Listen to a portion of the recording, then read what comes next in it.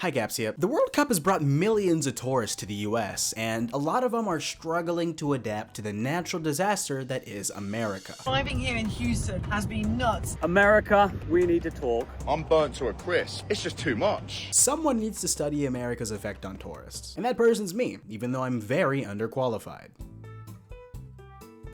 This all started the other day when I saw these tourists absolutely mind blown over Walmart. Do you see the joy on this girl's face? There's no drug on earth that gives you the same high as being a European in Walmart. Walmart is now a tourist attraction. Apparently, you don't have to plan activities when you visit the US because you could spend that time at a supermarket instead. Gone are the days of filling out a 10-page itinerary because we're hitting the grocery store. But seriously, don't these guys have anything better to do? I don't know why I'm saying that because I also go to Walmart when I'm bored. Sometimes I don't even buy anything. I'm just there to look at the new iPhone and then complain about how everything's too expensive. Get this girl into Costco immediately. On second thought, she might not be ready yet. How about we get her used to the produce aisle before we start moving on to bigger things? Also, these tourists keep finding foods that I didn't even know we sold here. Yummy fried chicken. We have to try this. Who is this made for? Now they're probably gonna go home and tell all their friends how Americans are eating KFC candy. If you want to make fun of us for buying things by the pound, that's one thing, but I can't let you go around telling people we eat chicken flavored candy.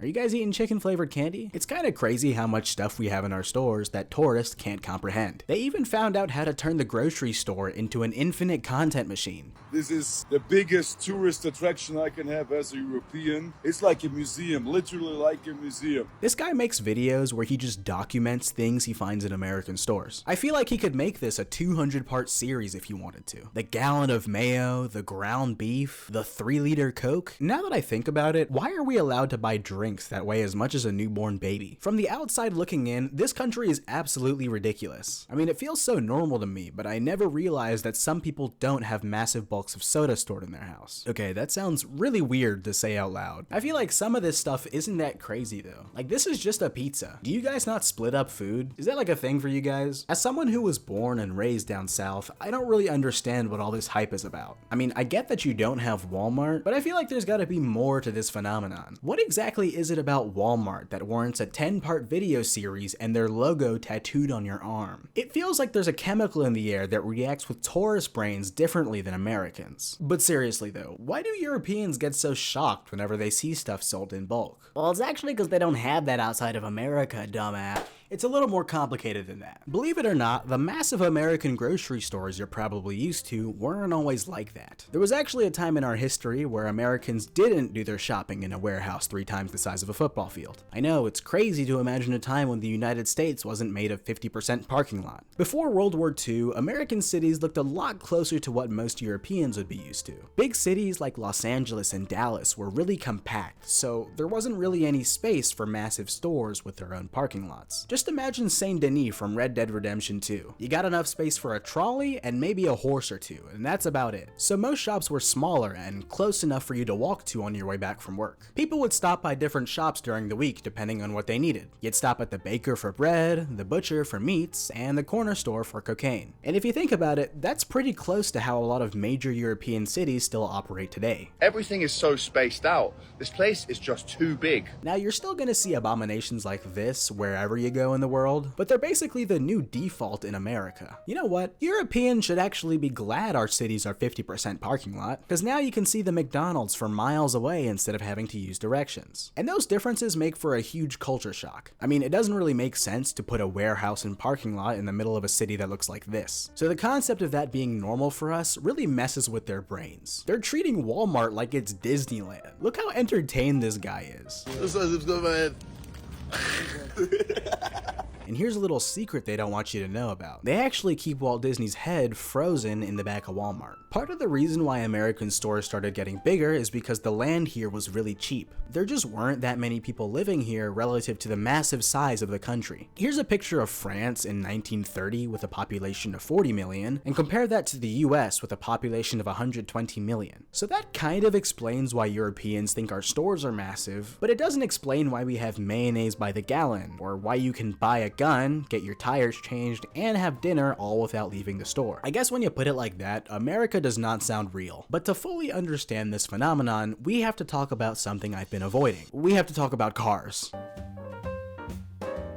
European tourists keep trying to walk to the World Cup stadium, and I don't know if I should be laughing or crying. My fellow Europeans, if you're thinking of walking along the I-95 to the MetLife Stadium, please do not. Because on one hand, it's kind of funny how people think they can just walk across I-95, but at the same time, I really wish we didn't have to drive everywhere. I guess you could wait a couple hours for the bus, but the building's literally half a mile away. If they had a sidewalk connecting the stadium to the nearest hotel, you could stroll there in 15 minutes. But instead, you have to walk 4 times the distance so you don't instantly die from a Ford F-150 crushing your ribs. Why are the cars in the US so angry? Like, this car looks like it wants to punch you in the face. It's taller than me. The wheels are right where my hips start. And just as a reminder, the average non-American has never seen a Ford F-150, and I feel like that's why some of them think they'd be safe walking around as a pedestrian. This country hasn't been pedestrian friendly since like 100 years ago, when they started designing cities around cars instead of people. This is what I-95 looks like, by the way. That's 8 lanes of traffic that go for 1,900 miles. You could test your luck and try crossing, but just remember that we don't have health insurance here. Somehow these guys are doing it though. I guess technically anywhere's walking distance if you have enough time. Alright, so we get that America has big roads, but what does that have to do with mayo being sold by the gallon? Everything. Okay, now let me explain. I live really close to a grocery store. It's less than half a mile from my house. So you'd expect to see things like people walking there or people riding their bikes. But because of the way my neighborhood's set up, there aren't any roads or sidewalks that lead there. If I wanted to walk directly to the store, I'd literally have to cut through bushes and trees the entire time. Not to mention how I'd have to be walking through other people's property, and I'm a little too black to be doing that. So instead, you have to find your keys, get in your car, and drive all the way around the neighborhood just to end up right back where you started. Or you could take a 30-minute walk to the store before you turn around and do it again. And I consider myself lucky because at least we have a sidewalk. The sidewalk just ended.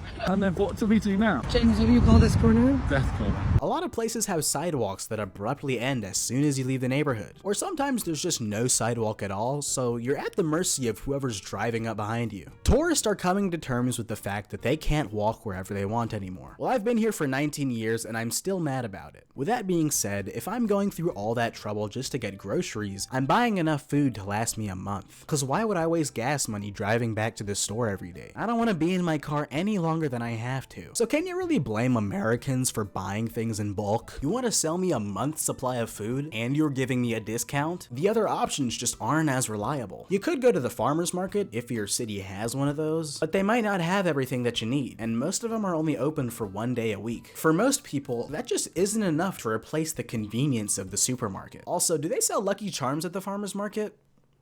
I didn't think so. Places like Walmart are usually the cheapest option, and you can knock out 3 errands all in the same building. So it's kind of a trade-off. But do you know what messes with a tourist mind the most? Even more than the 8 lanes of highways and parking lots that go for miles?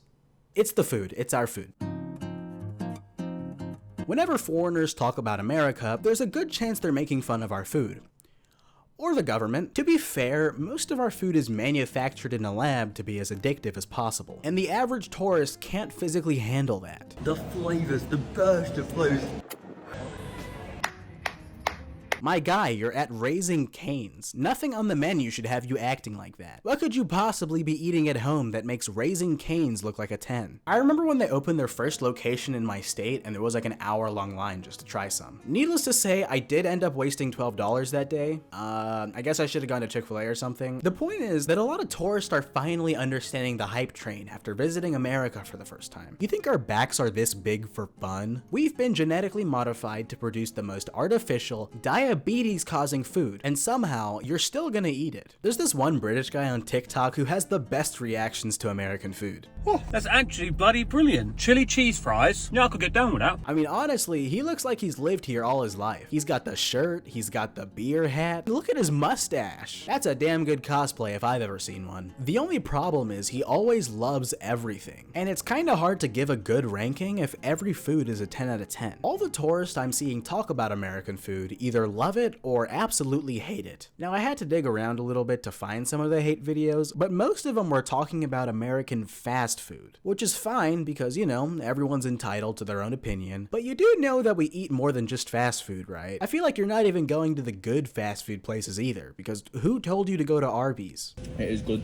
Yeah, I mean. You like them? Oh, you actually liked Arby's? Okay. Another thing I noticed about tourists is that when it comes to restaurants, they're not really used to getting anything for free. Apparently, restaurants giving you free bread and chips before you order is mostly an American thing. That's half the reason I go to some of these restaurants in the first place. You think I'm going to Cheesecake Factory for the $30 entrees? I'm there for the free brown bread they give you before you even order. I don't really know what they put in the bread to make it taste that good, and I'm not sure I want to. That's why I keep hearing stories of tourists filling up on bread before they get their main course. And then the waiter brings out a comically large tray of food that's larger than their head, and they're not hungry anymore. Go ahead and grab a to-go box, cause that plate's gonna last you a few meals. Another thing that we take for granted here is the concept of free refills. First months in the United States, we didn't know that refills are free. And when I saw in McDonald's some kid 2 times in a row go to Fontaine and get cola, I was thinking, he's cheating, like. You spend a few dollars on a drink, and then they can't tell you no when you ask for more. Guys, if we want to fix America's reputation, we have to keep doing the free bread and drinks. It's the only thing we got going for us right now. Tourists are finally starting to understand where the fat American stereotype comes from, because they're experiencing it firsthand. And it makes sense because restaurants are giving them infinite drinks, massive portions, and extra food before they even sit down and order. But the thing that's still confusing these tourists is why we serve so much food in the first place. If you think about it, there's no logical reason why one cookie should contain half of your daily caloric intake, but for some reason they do exist, and people over here eat them like it's normal. I already did a whole video on this topic, so check the description if you're interested, but it's still really funny to see people losing their mind over something like a seafood boil. Since I was a kid, I've always been aware how other countries viewed Americans, and how sometimes our reputation wasn't always that great. So it's been really interesting to see how people's perspective changed after visiting the US for the first time. And I'm going to say sorry on behalf of all the countries outside America and their media and the narrative they paint about America. And now because of the World Cup, people are going there and experiencing America firsthand. Even though this country is absolutely insane, tourists are finding a little bit of appeal in all the chaos. I feel like this could be some much needed PR because of how awful things have been here recently. And that's not to minimize the real issues that we're dealing with here, but it's a nice reminder that there are still things that we can enjoy here. Anyways, I'm thinking about moving to Antarctica next year. Yeah, America just isn't cutting it for me. Okay, now click on all these buttons and then go watch this video. Thank you kindly. See ya.